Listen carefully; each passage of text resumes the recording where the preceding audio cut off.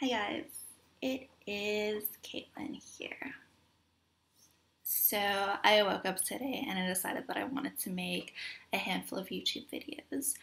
And the topic for this series of videos has to do with a New York Times article that was posted at the beginning of last year.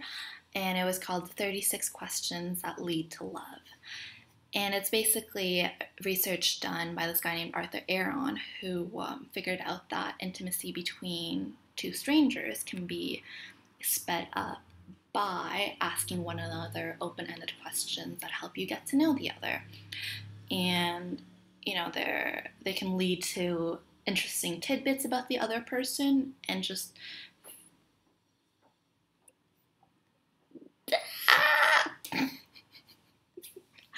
I got stuck. When I got stuck, I don't know how to talk. Okay, I'm just going to start with the first question. Given the choice of anyone in the world, whom would you want as a dinner guest? So, at first I thought this was easy. I could choose that one person. But no, in fact, I've got two people that I really, really adore. Or at least their content I really adore because I've never met them. So number one would be Maria Popova. She runs a website called brainpickings.org, and it's a bunch of really fantastic articles about books that she's been reading. And they're usually really wonderful books. I oftentimes happen to pick up the same ones, and she'll take the books and give you, a bunch of quotes that she really enjoys from it, as well as her interpretation of what she read in the book. So it's like a very easy to digest, 5 to 10 minute article versus reading a whole book that, takes hours or days depending on how our lives go. She's really great to check out. She talks about art and music, the human experience, things on, mental health, things about technology, all the things that I am very, very much interested in. Just like the second dinner guest, Jason Silva. He talks about science, spirituality, creativity. He is a filmographer who... Wow, my toilet's retarded on camera. Yeah, so he's a filmographer who has a YouTube channel where he features 2-minute videos called Shots of Awe, and he kind of gets really fast with really intense music, lots of visuals just coming at you left, right, and center, and some quotes, some ideas, and it really, does stuff to get you thinking, which is something I love to do. I love to think. So I love to meet people that our thinkers, have interesting things to say, take in, experiences from the world and kind of put them together and shares them with other people, which is something I'd love to do. They're incredible communicators. And that's something that I'm working on. Not doing quite well because I'm getting distracted by watching my own face. That's okay. It's real, right?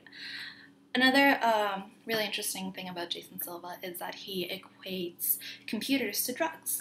He says computers are drugs, and you're like, what the fuck? Computers are not drugs. I don't eat computers and get high. But what is getting high?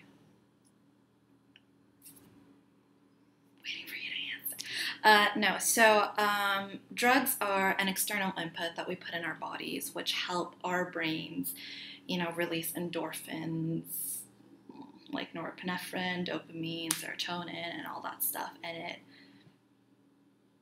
it helps you get to these different mental spaces where you're able to see the world in a different perspective, which is definitely what computers do for us. I mean, you take somebody who hasn't been introduced to technology versus somebody who was born on the internet, essentially, and they have very different ways of interacting with reality and the way that they think about accessing information. Think about Google search engine versus the duodecimal system. Very, very different ways of trying to find information. Like, we expect everything at a snap of a finger, whereas our parents would be even surprised to find out some of the things that we know.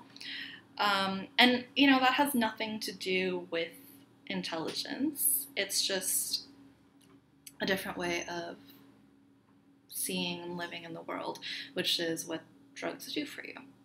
Or at least that's my interpretation of it.